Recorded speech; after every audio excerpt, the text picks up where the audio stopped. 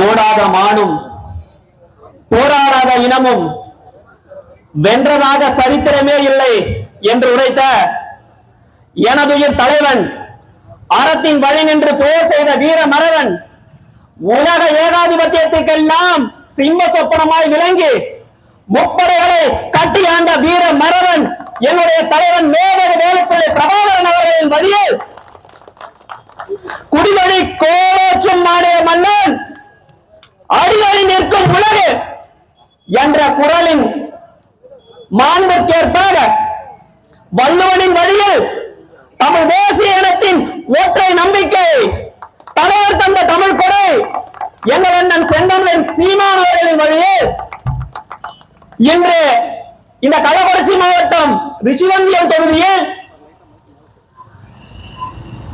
போட்டியிடுகின்ற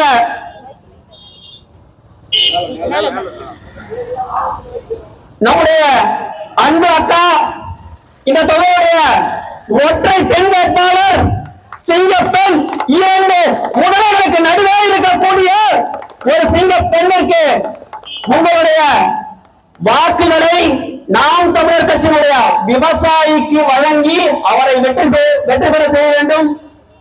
போட்டியிடுகின்ற எங்களுடைய அக்கா திருமதி ராதிகா பிரபு அவர்களுக்கு என்னுடைய வாழ்த்துக்களும் வணக்கங்களும். இங்கு இந்த மோகன் திரைப்பட்டிலே 2019 அண்ணன் சலீம் குபேசன் என்று 4 பேர் அந்த சந்தை மூலையில் பிரச்சாரம் செய்யக்கூடாது என்று நிலைத்தெரிக்கப்பட்டார்கள். 2021 அண்ணன் சுரேஷ் மணியண்ணனை வைத்து இதே மோகன் திரைப்பட்டில் மிக பிரமாண்டமான ஒரு ஊர்வலம் அந்த விரட்டப்பட்ட இடத்திலிருந்தே நாங்கள் எழுந்து பிரச்சாரம் செய்தோம். அடுத்து இந்த பேரரசியான இந்த கூட்டத்தை பார்க்கும் போது நாம் தமிழரின் வெற்றி உறுதியாகிவிட்டது என்றுதான் சொல்ல வேண்டும். இந்த திராவிட ஆட்சியிலே எந்த துறை எடுத்தாலும் ஊழல், எது எடுத்தாலும் பிரச்சனை, எங்கும் ஊழல், எதிலும் ஊழல், எதிலும் திருட்டு. இந்த திருட்டு உருட்டு சங்கி ரவுடி இந்த திமுக ஆட்சியை ஒழிப்பதே நமது லட்சியம். வேண்டைகள் பிரச்சனை எடுத்துக் கொள்ளுங்கள். மண்ணின் மக்களுக்கு அந்த குடிநீர் தொட்டியிலே பீ தண்ணியை அளித்த அரசு இந்த அரசு. அந்த மக்களை யார் கலந்தார்களோ அவர்களை கைது செய்யாமல் எந்த மக்கள் எந்த ஆதி தமிழ் கொடி அந்த புகாரை அளித்தாரோ அவன் மீதே வழக்கு பதிந்த அரசு இந்த கேவலம் கெட்ட திருட்டு திமுக அரசு. இதே மாதிரி தெரிந்து கொள்ளுங்கள். காவல்துறை முதல்வருடைய இந்த காவல்துறை ஊழல் கரை படிந்துள்ளது. எப்படி? அண்ணா பல்கலைக்கழக மாணவியுடைய அந்த பாலியல் தொல்லையில் இருந்து தினந்தோறும் நடக்கக்கூடிய பாலியல் சீண்டல்கள், பெண் பிள்ளைகளுக்கு பாதுகாப்பற்ற சூழல் இங்கே நிலவுகிறது. அரசு வெளியிட்ட அறிக்கையின்படி 2021 ஆட்சிக்கு வந்தவுடன் முதலாண்டு பதியப்பட்ட பெண் குழந்தைகளுக்கு எதிரான வழக்கு 6064, 2022 6580, 2023 6968, 2024 6975. கடந்த ஆண்டு 2020 முடியும் போது பதியப்பட்ட வழக்கு 4338. அதனுடன் ஒப்பிடும் போது கிட்டத்தட்ட 61% இந்த ஆட்சியிலே பெண்களுக்கு எதிரான பாலியல் சீண்டல்கள், வன்கொடுமைகள் வழக்குகள் பதியப்பட்டுள்ளன. இது பதியப்பட்ட வழக்கு மட்டும்தான் இத்தனை. நம்ம மூணிக்கப்பட்ட எடுத்துப்போம், 100 வழக்கு வருதுன்னா பாதித்த ஒரு வழக்கு கூட பதியறது அதிசயம். எஃப்ஐஆர் கிரைம் நம்பர் வாங்குறதே அதிசயம். அதுல பதியப்பட்ட வழக்குகளே 6000 சில்லறை அப்படின்னாக்கா தமிழ்நாடு முழுக்க எத்தனை வழக்குகள் காவல் நிலையத்திலே வந்திருக்கும்? எத்தனை வழக்குகள் இந்த திமுக அதிமுக குண்டர்கள் உட்கார்ந்து கட்ட பஞ்சாயத்து பேசி அதை இல்லாமல் செய்திருப்பார்கள்? பதியப்பட்ட வழக்கு மட்டுமே 6000. இப்படி சந்தி செய்கிறது இந்த திராவிட ஆட்சியினுடைய இந்த சட்டம் ஒழுங்கு. இந்த காவல்துறை என்ன செய்கிறது? கடந்த 2021 இருந்து 2026 வரை கிட்டத்தட்ட இன்று வரை அஜித்குமார் படுகொலை வரை லாக்அப் டெத்களின் எண்ணிக்கை டெத் டோல் 30. இது அரசு கொடுத்த அறிக்கை தான். எல்லாம் தரவுகளோட நாங்க பேசுவோம். ஏன்னா உளவுத்துறை எல்லாம் எங்க நின்றுட்டு நீங்க வந்து நோட்ஸ் எடுக்கிறீங்க எனக்கு தெரியும். அதனால சரியான தகவலை நான் கொடுப்போம். அடுத்ததாக கஞ்சா விற்கிறவன இந்த காவல்துறை கண்டுக்காது, கள்ளச்சாராயம் விற்கிறவன கண்டுக்காது, பாலியல் வன்கொடுமை செய்யறவன கண்டுக்காது. பணமரம் ஏறி ஒருத்தன் வந்து பதவியில் இறங்கிட்டா காலிலே சுட்டான் அந்த காவல்துறை. ஏன் இந்த இனம் நாதியற்ற கிடக்கிறது? அதை கேட்க ஒருவன் புறப்பட்டு வருகிறான். இருங்கள், எல்லாமே கணக்கில் ஏற்றப்பட்டு வருகிறது. ஒரு நாள் உங்களுக்கு தேடி பிடிப்போம், பாருங்கள். இந்த கள்ளக்குறிச்சி மாவட்டத்தில் எடுத்துங்க, தியாகிகள் செத்தார்களே கள்ளச்சாராயம் முடிச்சு 10 லட்சம் அள்ளி கொடுத்தீங்க. மரக்காணத்தில் 20 பேர் கள்ளச்சாராயம் முடிச்சு செத்தான், அவங்க குடும்பத்துக்கு 10 லட்சம். சுதந்திர போராட்ட தியாகியா? சிவகாசியில பட்டாசு தொழிலாளி தூக்கி இடையாறாம், அவங்க எவ்வளவு கொடுத்தாங்க? வெறும் 3 லட்சம். இதுதான் இந்த திராவிட ஆட்சியினுடைய லட்சணம்.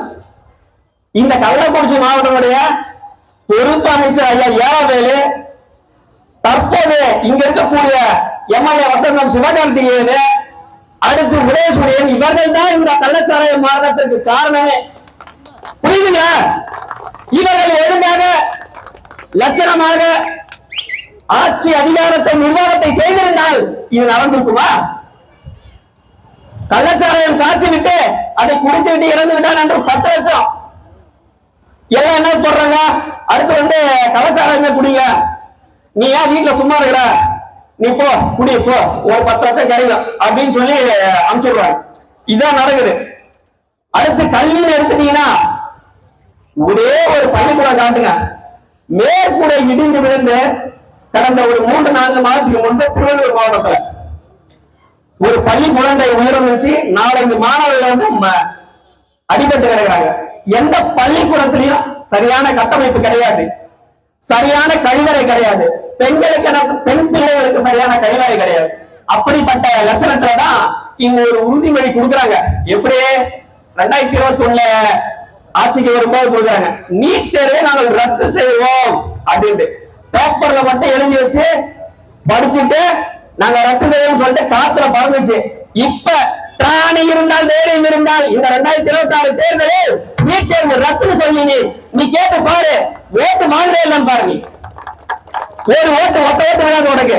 நீட் தேர்வு ரத்துன்னு இப்ப சொல்லியா பாக்கலாம். துணை முதலமைச்சர் உதயநிதி ஸ்டாலின் அவர்களே, இப்பவும் சொல்லுங்கள் நீட் தேர்வு ரத்து என்று.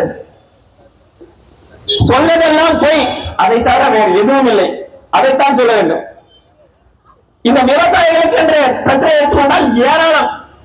தஞ்சாவூரிலே டெல்டா பகுதிகளிலே நெல் மூட்டைகள் எல்லாம் விளைந்த நெல், அவங்க அங்க வந்து 2 விஷயம் தான் நடக்கும்.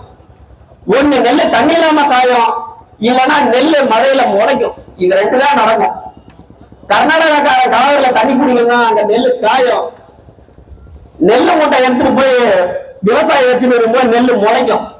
ஒரு கூடாரம் இல்லை, பார்த்துங்க, ஒரு கூடாரம் இல்லை. இந்த லட்சணத்தில் தான் கலைஞரின் பேனா சிலைக்கு இந்த திருட்ட திமுக அரசு 85 கோடி ஒதுக்கியது. அதை தடுத்து நிறுத்தினது திராணி உள்ள எங்கள் தலைவர் அண்ணன் செந்தமிழன் சீமான்டா. நீ வச்சன உடைப்புன்னு சொன்னது எங்க அண்ணன் செந்தமிழன் சீமான், அவர் மட்டும்தான். புரியுதுங்களா? அதுபோல இந்த இஸ்லாமியர் எடுத்துக்கோம், திமுகவினுடைய பேர் ஓட்டாங்க அவங்கதான். எந்த ஒரு சமூக நீதி அடிப்படையில் இடஒதுக்கீடு வழங்க வேண்டும் என்றாலும் மக்கள் தொகை கணக்கெடுப்பு தான் எடுக்கணும். மக்கள் தொகை கணக்கெடுப்பு சரியாம செய்யாமல் இவர்களுக்கு இப்ப கிட்டத்தட்ட ஒரு உதாரணத்துக்கு மூன்றை எடுத்துக்கிட்டாங்கன்னா கிட்டத்தட்ட ஒரு 15% 10-15% இஸ்லாமியர் இருப்பாங்க. அவங்களுக்கு 3% எப்படி பட்டம்? இதற்கு தொடர்ந்து சாதி வாரியாக குடிவாரியாக இது கணக்கெடுப்பு எடுக்க வேண்டும் என்று வலியுறுத்தி தூண்டக்கூடிய ஒரே தயார் அண்ணன் செந்தமிழன் சீமான் அவர்கள் மட்டும்தான். புரியுதுங்களா? இஸ்லாமிய சிறை கைதிகள் 30 ஆண்டுகளாக வாடி பதுங்கி கொண்டிருந்தார்கள் சிறையில். அபுதாகிர் கிட்னி ஃபெயிலியராய் இறந்துட்டாரு. பாஷா சிறையிலே இறந்துட்டாரு. கிட்டத்தட்ட பக்ருதீன், பிலால் மாலிக், பன்னா இஸ்மாயில் போறவர்கள சந்திக்க நாதி இல்ல. அண்ணன் தான் போயிட்டு சந்திச்சுட்டு அவர்களுக்கு தைரியம் கொடுத்துட்டு வராரு, நம்ம ஆட்சி அமைக்கிறோம், இவெல்லாம் விடுதலை பண்றோம் அப்படின்ட்டு. புரியுதுங்களா? அதுபோல நம்முடைய சமூக அடிப்படையில பாத்தீங்கன்னா என்னுடைய ரத்த உறவு திருமாவளவனுக்கே தனித்தொகுதி தான் கொடுக்குறீங்க. பொது தொகுதி கொடுக்கிறதுக்கு மக்கில்லாதவர்கள் தான் இந்த திமுக. நாங்கள் பொது தொகுதியிலே ஆதி தமிழ்குடியை நிப்பாட்டி இருக்கிறோம். கிட்டத்தட்ட 10 இஸ்லாமியர்கள் எங்களிடத்திலே போட்டியிடுகிறார். எங்கள் வேட்பாளர் 10 இஸ்லாமியர்கள் ஆதி தமிழ்குடிக்கு 32 இடங்கள் கொடுத்திருக்கிறோம். அதில் பாதிக்கு பாதி பொது தொகுதியை கொடுத்திருக்கிறோம். கடைசியாக மூணாவது திரைப்படத்திலே 100 பிரச்சனை இருக்கிறது. அது 10 பிரச்சனை மட்டுமே எடுத்து பேசுகிறேன். ஆனால் போஸ்டர் மட்டும் ஒட்டுவார்கள். திராவிட மாடல் சாதனை சாதனை என்று. முதலாவது பிரச்சனை இந்த மோகன் திரைப்பட்ட ஆலையிலே எழுப்பப்பட்ட சுகாதார சுற்றுச்சூழல் சீர்கேடு, இந்த கரித்தூள் பிரச்சனை. இந்த கரித்தூள் பிரச்சனையின் காரணமாக வீட்டுக்கு ஒருவராவது அந்த அறவை பருவத்திலேயே கண்ணுக்கு சிகிச்சை எடுக்க போயிருக்கிறார்கள். அது இங்க இருக்கக்கூடிய மூன் தொட்டு இருக்கக்கூடியவர்கள் ஒவ்வொரு அறவை பருவத்திலும் இந்த ரத்த வேதனை அனுபவித்துக் கொண்டிருக்கிறார்கள். எத்தனையோ விபத்துகள் அதனால் ஏற்பட்டுள்ளது. அந்த கரித்தூள் படிந்து விவசாய நிலங்களிலே அந்த இலைகளின் மீது படுவதால் மகசூல் குறைகிறது. எப்படி அந்த இலை வழியிலே வந்து பாத்தீங்கன்னா அந்த ஒளிச்சேர்க்கை நடத்தாமல் குறைகிறது. அந்த பற்றாக்குறை இருக்கிறது. ஏன் இதெல்லாம் நடக்கல? இத ஆரம்பிச்சு கோஜெனரேஷன் 2016 ஆரம்பிச்சாச்சு. ஆனா அதை வந்து இன்னுமே 10 வருடங்கள் ஆகி ஒரு பேப்பில் போட்டு வச்சிருக்காங்க. அடுத்த அறவை பருவத்தில் பாருங்கள், அடுத்த அறவை பருவத்திலும் தூசி வரும். ஆனால் அதுக்கு முன்னாடி இந்த திராவிட அரசு என்ன பண்ணிட்டாங்க? போஸ்ட் அடிச்சு நாங்க இந்த பிரச்சனையை தீர்த்து கொடுத்துருக்காங்க, எழுதி வைத்துக் கொள்ளுங்கள். இவ அடுத்த அறவை பருவத்தில் கண்டிப்பாக அந்த தூசி வரதான் செய்யும். அதை எதிர்த்து இந்த மூணு திரைப்பட்டிலே போராடுவேன் என்று சொல்ல பொதுமக்களுக்கும் எங்களுடைய மதிப்புக்குரிய தெய்வ திரு தா வெள்ளையன் ஈழ போராடியவர் தா வெள்ளையன் அவர்கள் மட்டும்தான் இங்க இது இருக்கு. அவர் தான் முன்னின்று போராட்டம் இருக்கிறார். பொதுமக்கள் தான் போராடுறாங்க. ஆனா ஒரு கட்சி சார்பாக இங்க போஸ்டர் அடிச்சு ஒட்டப்படுகிறது. அன்றைக்கு 10 கட்சி சேர்ந்து போராடினாங்க இந்த கரித்தூள் பிரச்சனைக்காக. அடுத்து பாத்தீங்கன்னா இந்த மூடல் இறைந்த இந்த சர்க்கரை ஆலையில கிட்டத்தட்ட இளைஞர்கள் எல்லாம் தங்களுடைய வாழ்க்கையை தொலைச்சிட்டு இருக்காங்க. எப்படி? 15 ஆண்டுகளாக 18 ஆண்டுகளாக வேலை செய்து பணி நிரந்தரம் கிடையாது. இது அரசு ஆலை. ஆனால் கூலிகளாக நிரந்தர வேலையற்ற, அதாவது கேரண்டி இல்லாத ஒரு எம்ப்ளாய்மெண்ட் கொடுத்திருக்காங்க. கேரண்டீடு எம்ப்ளாய்மெண்ட், நிரந்தர பணியிடம் வழங்க வேண்டும். நாம் தமிழர் வேட்பாளர் வந்தால் அதை செய்ய வைப்பார் என்பதை இந்த இடத்திலே உறுதியோடு தெரிவித்துக் கொள்கிறேன். அடுத்ததாக வெள்ளம் ஏற்பட்ட பொழுது நம்முடைய மூலத்திரப்பட்டை சார்ந்த அண்ணன் திலீபன் அவர்கள், அவர் வந்து உள்ள எலக்ட்ரிஷியன் வேலை பார்க்கிறாரு. மின்சார ஊழியர்கள் அவருக்கு உதவிக்காக கூட்டு போறாங்க. கூட்டு போறப்ப விபத்தில் அவர் மரணம் அடைகிறார். ஆத்தோட அடித்து போறாரு. அவரோட உடல் 4 மாதங்களாக தேடியும் கிடைக்கல. அதுக்கு மேல தேடல. அவருடைய குடும்பத்தை தவிக்க விட்டது இந்த திமுக அரசு. அடுத்ததாக பாத்தீங்கன்னா தொடர் தீ விபத்து நடக்குது. 2 நாளைக்கு முன்னாடி காந்தி டெக் மொபைல் மூங்கில் திரைப்பட்டில் தீ விபத்து.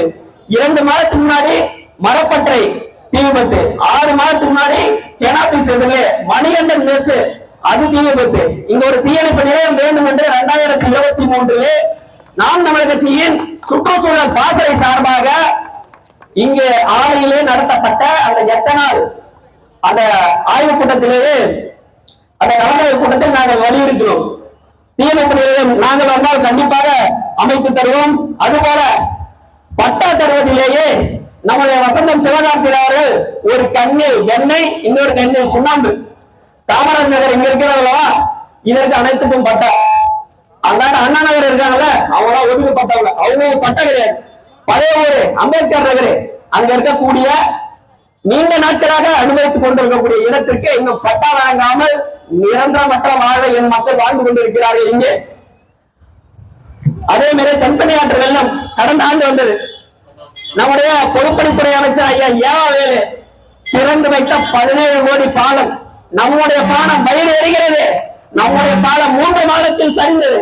அதற்கு அந்த தொகுதியில சொல்றாரு மூப்பகிரி சட்டமன்ற உறுப்பினர் 110 டிஎம்சி தான் தாங்கும், வந்தது 250 டிஎம்சி, அதனால தாங்கல அப்படின்னு. நாங்க என்ன கேட்கிறோம்? எங்க தாத்தன் காமராஜர் கட்டி 70 வருஷம் ஆச்சு.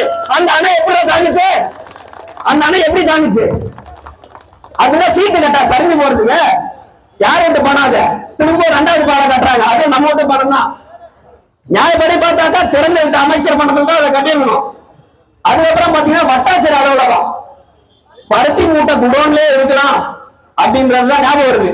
சங்கராபுரத்தில் இருந்த தூக்கி போய் பழனூர் போட்டு பஸ் இல்லாத ஊர்களுக்கு என்னுடைய தாய்மார்களும் என்னுடைய வயதான பாட்டிமார்களும் தாத்தாமார்களும் ஒரு ஓஏபி பணம் ஒரு விதை பணம் மற்ற எந்த ஒரு சலுகைக்காக பழனூர் ஏன்னா போனோம். பஸ் இருக்குதாங்க நேரம் டைமிங்க்கு பஸ் இருக்குதா? சங்கராபுரத்துக்கு 5 மணிக்கு ஒரு முறை பேருந்து இருந்த இந்த இதை மாற்றி அவரோட சுயநலத்திற்காக வசந்தம் சிவகார்த்தியோட சுயநலத்திற்காக மாத்திட்டாரு அவரு வாக்கு வங்கி தேவைப்படும் சொல்லி. அடுத்ததாக பாத்தீங்கன்னா நம்ம அம்பேத்கர் பதவி எடுத்துட்டீங்கன்னா ஒவ்வொரு தெருவிலையும் சாக்கடை ஓடும். நீங்க போய் பாருங்க, சுகாதார சீர்கேடு தான்.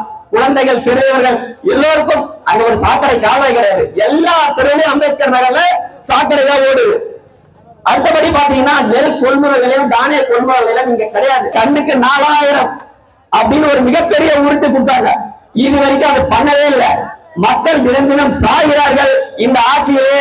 அதனால் மக்களே, அனைவருக்கும் சரியான சமமான கல்வி, வேலை வாய்ப்பு, அதற்கேற்ற ஊதியம், அதற்கொண்டு வாழுகின்ற பெருமை மிக்க வாழ்வு, இது எல்லாவற்றையும் பெற நாம் தமிழர் கட்சியினுடைய விவசாயியின் சின்னத்தில் வாக்களித்து எங்களை பலப்படுத்த வேண்டும் என்று கேட்டுக்கொள்கிறோம். இனம் ஒன்றாவும் இலக்கு ஒன்றாவும், இலக்கு ஒன்றுதான் இனத்தின் விடுதலை. இது மாற்றத்திற்கான எளிய மக்களின் புரட்சி வெல்லட்டும். விவசாயி தமிழ்த்தாய் வாழ்க, தலைவர் பிரபாகரன் வாழ்க, நாம் தமிழர்.